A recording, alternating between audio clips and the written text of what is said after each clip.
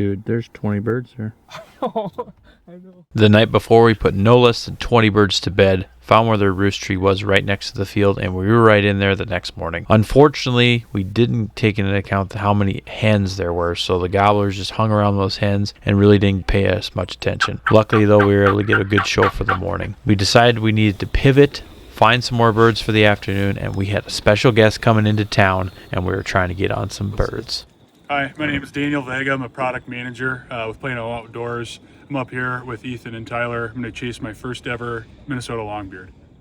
So I've just been down in eastern Iowa chasing turkeys with my dad.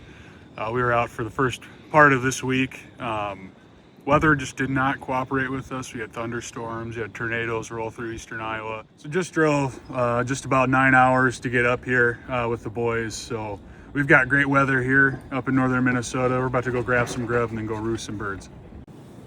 Nailed it. Luckily, just as the sun was going down, we were able to find an area where there was some birds. Some rain was moving in. A little bit of thunder got them fired up for a brief moment. We were able to use our phones and mapping to try and triangulate where the birds were roosted up. We physically didn't see them, but we had a pretty good game plan going into the morning.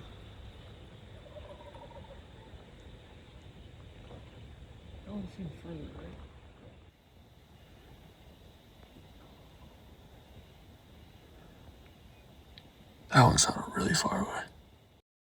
Bunch of birds out here in different spots. We're gonna sneak out here. 78 degrees yesterday, and now it is 32 degrees, and that is only gonna get colder throughout the day. So, cold front and turkeys. We'll see what happens. With none of us being on this piece of property before, just doing some e-scouting on our phones and then listening to the birds roosting the night before, it was a little tricky walking into the dark. Luckily, there was a cut path we were able to follow our way through, but again, we weren't 100% sure where this gobbler was and where he was roosting. It sounds like he was by himself, so we had less of a chance of bumping him. Our main game plan was the trail that we came in to the main field on. I was set up on the left with Tyler and Daniel set up on the right, hoping that the birds would walk up that trail right to the decoys. Little did we know, we set up 100 yards away from this gobbler in the roost, and we were able to watch him fly down.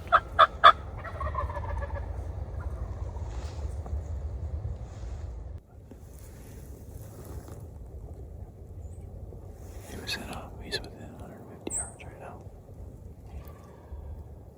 He's fired up. Need to get him to turn this way and see the decoys. Hopefully he doesn't come. Sprint them.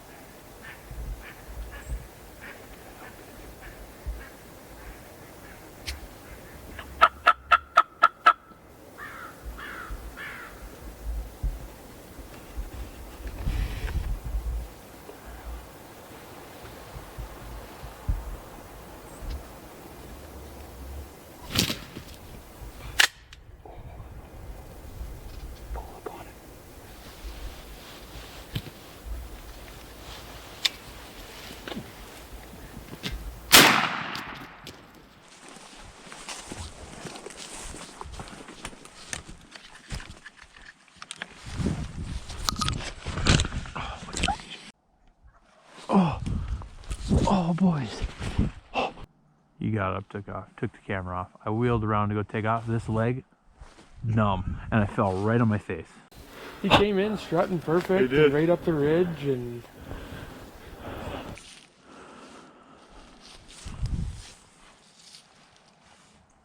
That is triple beard. After getting that turkey tagged and back to the pickup, we decided to drive around to the other side of the property where we heard birds gobbling at the same time we were calling to the first bird in the morning.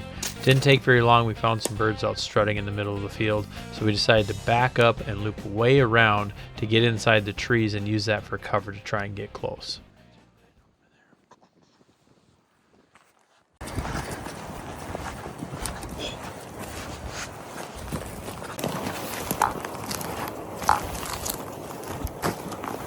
Picked up a feather for good luck. Gotta become one with the turkey. Let's see if they accept me or not. We finally located the same birds we'd seen from the road. They'd moved in the field a little bit farther, but were really henned up, meaning they had no interest in anything what we were doing. They just wanted to be with the hens. We even had the decoys set up on the edge of the field. We're calling to them. They looked over at us, paid no attention. We did hear a few more birds back and down to our right, actually closer to the road, so we decided to loop back around again. We were able to locate them a couple times with their gobbling, and that's when things got interesting. We've been playing with these birds for like an hour, and we thought that they left. So we came down here, and there's actually some more down this hill, right over this knob. So Vega's crawling, trying to get a better look at him. That camo's nice. It's like a grizzly bear dressed in camouflage. Except he's really quiet. Do you see him?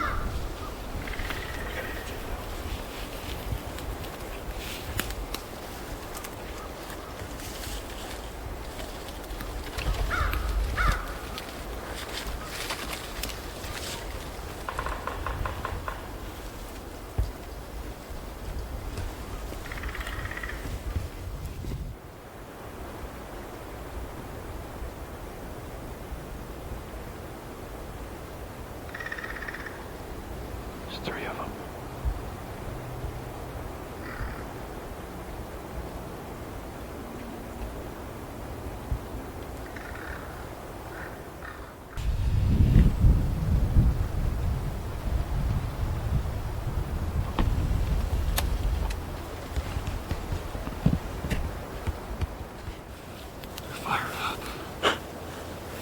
They're fired up. They were pushing. They were strutting that whole way down the path. Yeah, it was sweet. It was like one after the next. If you can get to that tree, there's a big hill there. They're probably on the other side.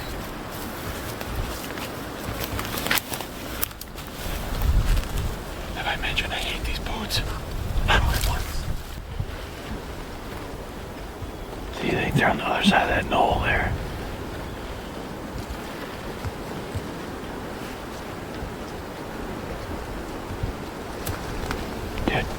We have to get to that knoll.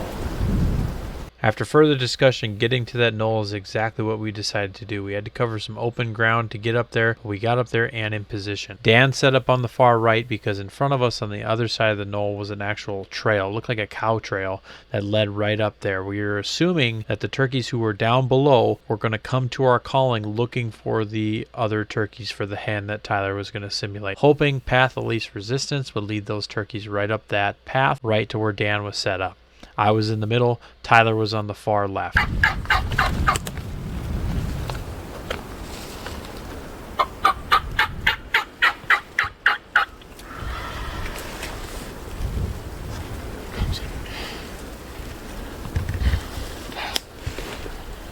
Comes up right here.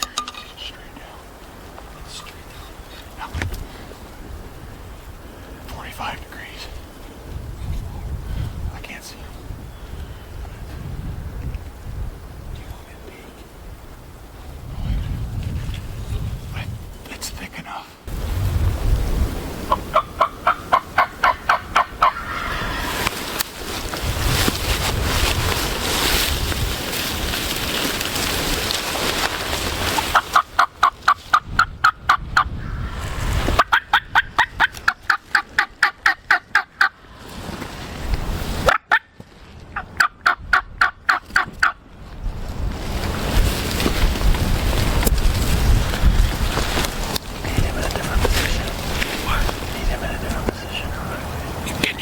that hill if they come up.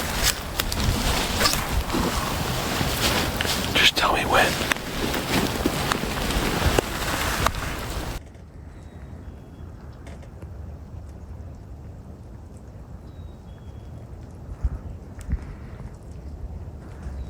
He's here. He's here. Tell Vega.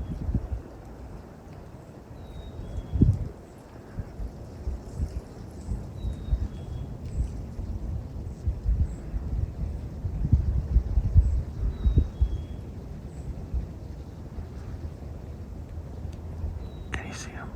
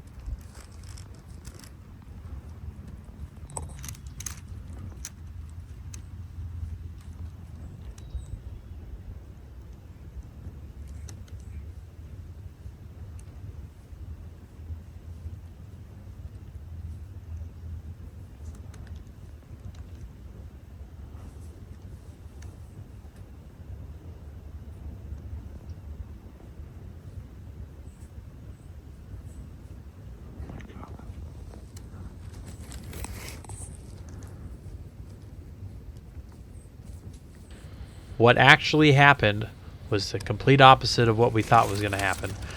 Unbeknownst to me, there was a hen that worked her way up and towards Dan. He said literally less than 3 yards at his gun barrel. She decided to kind of back out. The turkeys, the toms, and a couple jakes actually looped around us to a secondary trail, like a four-wheeler trail that we kind of just ran by and didn't really look at. That's where they came out with, and Dan was able to swing on them.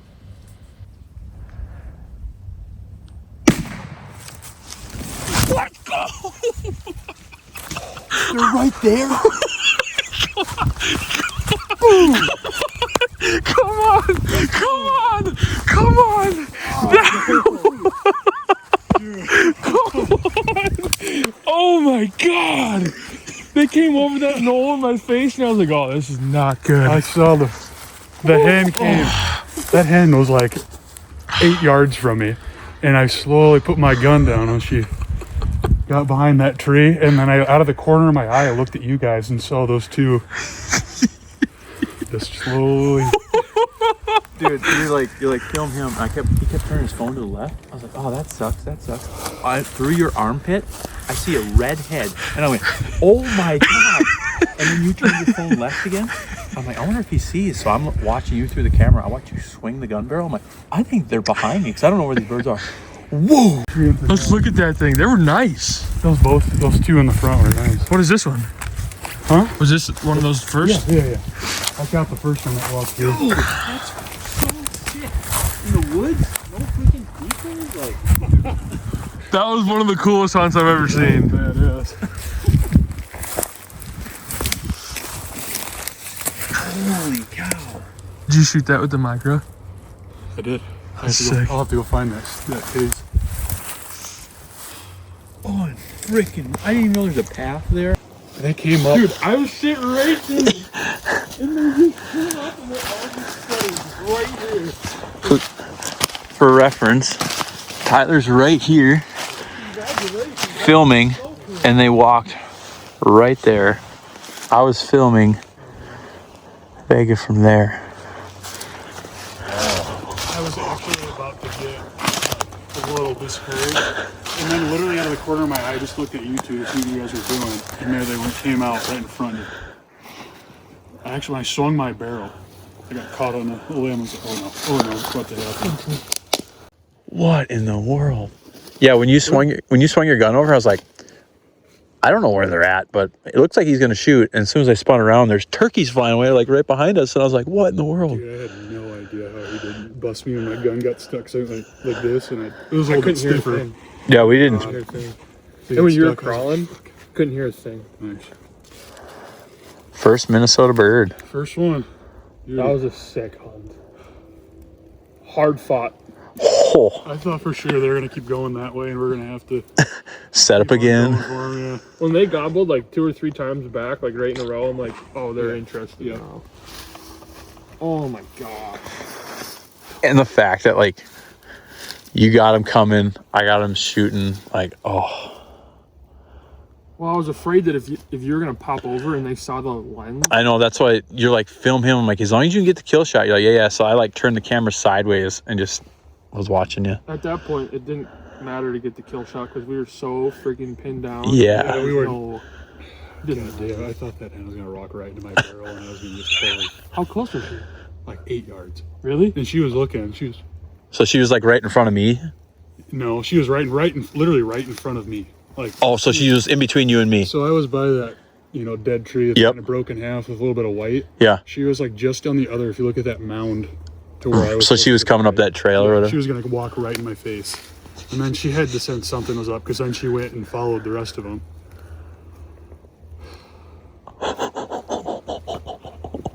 Hell yeah, dude! That's just as exciting as doing it at the decoy this morning. That was cooler than doing it at the decoys. I've never shot one like that. Just Or just spotting stock and clucking at them. that's sick. That was a grinder of Oh, about an hour. Yeah, a little over an hour. 3 different sets. No double beard, unfortunately. We'll take her. Daddy's happy. That's sick. Hell yeah. Just when I